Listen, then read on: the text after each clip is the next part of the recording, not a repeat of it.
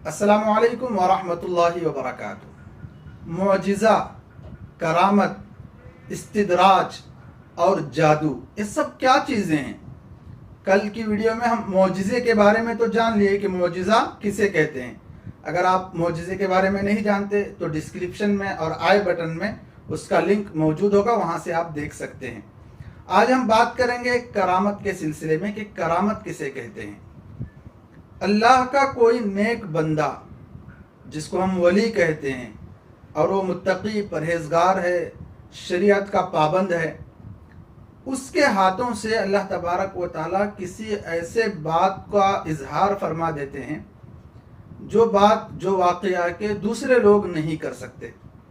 आदत के ख़िलाफ़ अगर कोई किसी वली से कोई चीज़ सादिर हो जाती है, कोई बात ज़ाहिर हो जाती है, तो फिर उस आदत के ख़िलाफ़ ज़ाहिर होने वाली बात को करामत कहते हैं।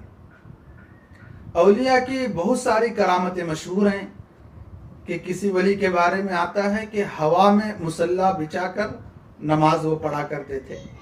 तो हवा में मुसल्ला बिछाकर उस पर नमाज पढ़ना ये आदत के ख़िलाफ़ बात है। अब ये चीज़ मुत्तकी परहेजगार साहब शरीयत से निकल रही है, तो इसी को हम करामत कहते हैं। इसी तरह करामत के बारे में आता है कि एक वली की करामत ये है कि पानी में मुसल्ला बिछाकर वो नमाज पढ़ते थे। तो पानी में मुसल्ला बिछाकर नमाज पढ़ना यह आदत के ख़िलाफ़ बात है। आदत तो यह है कि पानी में ठहरने से इंसान डूबता है।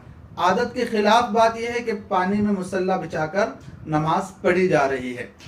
तो ये बहुत सारे औलिया के बहुत सारे अलग अलग करामतें मशहूर हैं।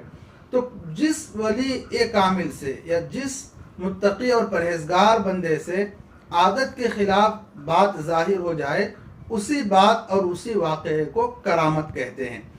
अब ये करामत का औलिया से सादिर होना, ज़ाहिर होना हक बात भी है, लेकिन एक बात इसमें यह भी बताना चाहता हूँ कि ये ज़रूरी नहीं है कि हर वली से करामत ज़ाहिर हो।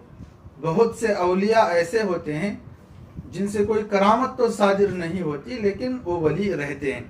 तो विलायत की सर्टिफिकेट के लिए करामत शर्त नहीं है। करामत तो अल्लाह की जानिब से आती है और ज़ाहिर हो जाती है। कल आपको यही बताया गया कि किसी नबी से मोजिज़ा किसे कहते हैं।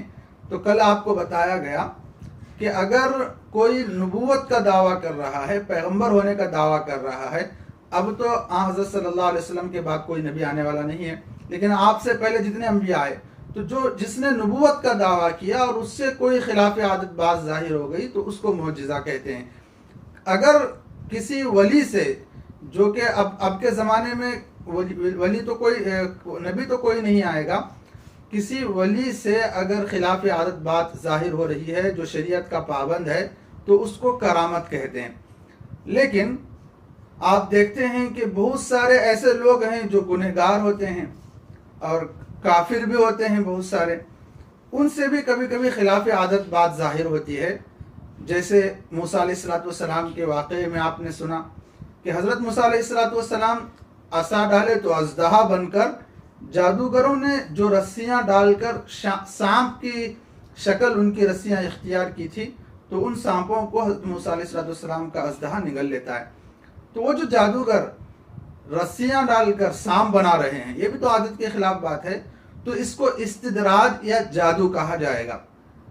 देखिए, अगर खिलाफ आदत बात नबी से ज़ाहिर हो तो मोजिज़ा है, वली से ज़ाहिर हो जो कि शरीयत का पाबंद है तो वो करामत है। अगर कोई काफिर से या बद्दीन से, फासिक फाजिर से खिलाफ आदत बात अगर ज़ाहिर हो रही है तो उसको इस्तिदराज या जादू कहते हैं। आखिर में आप हजरात से गुजारिश है कि इस वीडियो को दोस्तों के साथ शेयर भी कीजिए और इस तरह दीनी बहुत सारी मालूमात हासिल करने के लिए चैनल पर नए हैं तो सब्सक्राइब भी कीजिए। अस्सलामु अलैकुम व रहमतुल्लाहि व बरकातुहू।